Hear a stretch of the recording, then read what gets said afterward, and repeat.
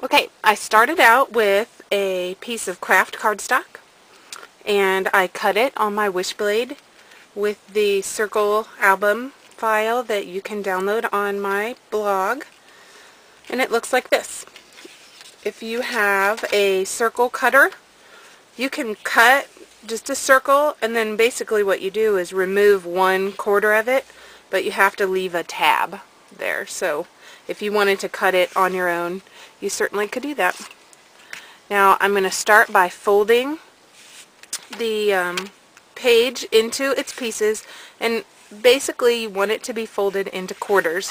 So I'm just going to line this up over here and fold it, and you can use a bone folder to reinforce your folds, and then fold this one over.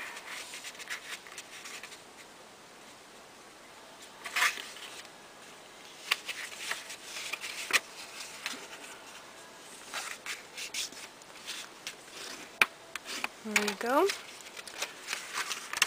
And then we need to fold this tab, and I like to use a ruler and my scoring tool. So basically I just lined up this point here with the point out here of the page, and then you can fold that over. Now the bottom of the pages has to be able to fold up in half like a gusset. So I'm going to fold that one in half as well. And I just lined this fold and this fold up to figure out where the halfway point is.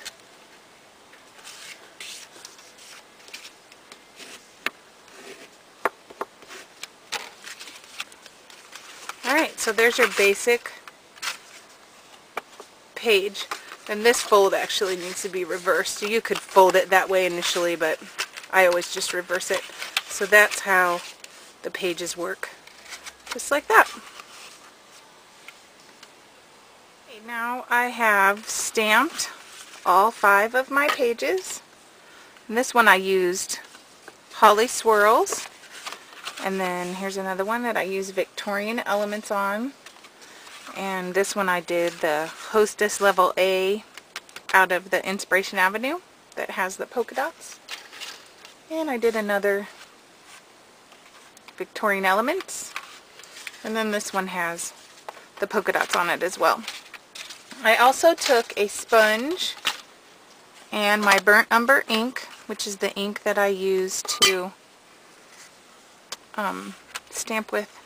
And if you take your sponge and cut it into quarters and then put a little binder clip on it, you can use it really easily to ink your edges nice and soft. I got that tip from Barb Limone. Hi Barb!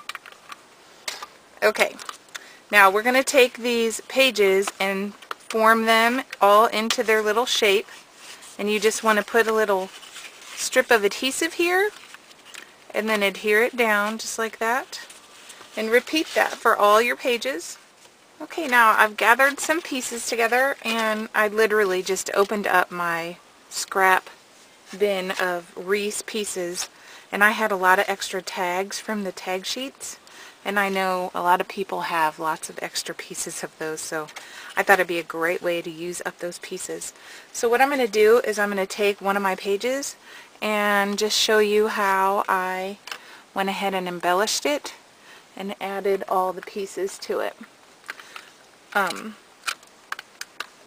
The first one I'm going to do, this one's probably my favorite one. I am just taking a piece of brown cardstock that is abrupt, you know, it doesn't have to be any special size. So stick that on there and just make sure your adhesive isn't showing through to the back, like that. And this one gets a little tag on the corner, and I just took a flower that I punched out of Reese paper. Stick it on the other side here, and then I took these 3 tags. You see I have 3 long skinny tags. I'm going to start with the littlest one,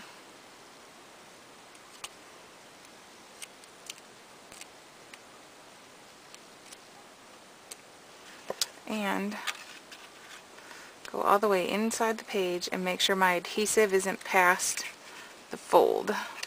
So I put adhesive just on half of the tag there, so it will go right in there like that. Now, take the next size one and do the same thing. Just put adhesive on one end and then put it on the opposite side. So this is going to make like a flag effect with the tags, like that.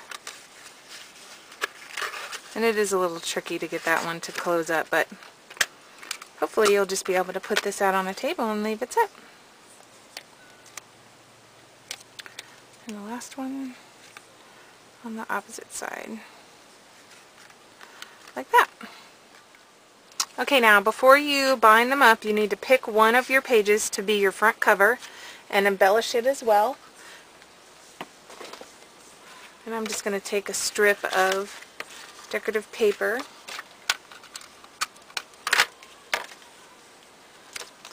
stick that on there just to cover up that flap there. And I'm just going to leave it square. You could cut that off. Maybe I'll scallop cut it.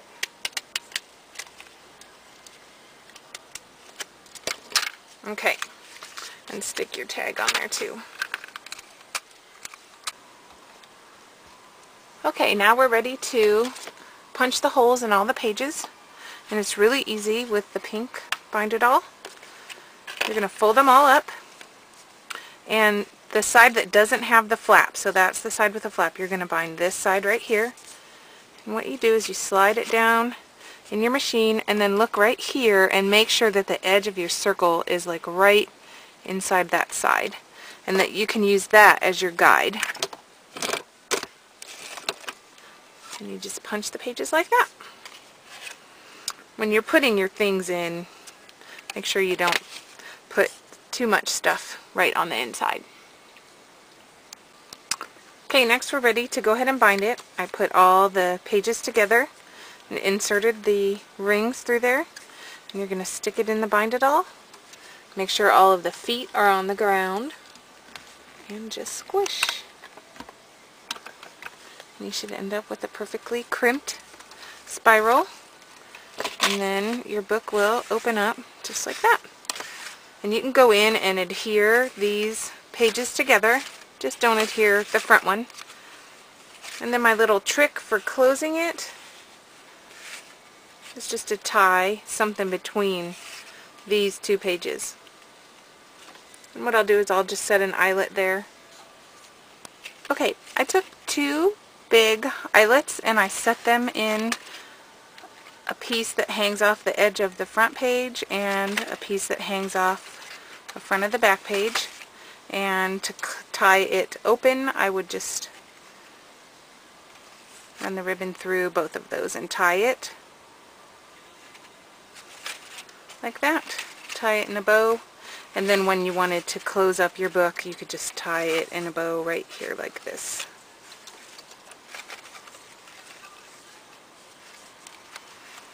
You want it to be nice and long so you can get a nice pretty bow.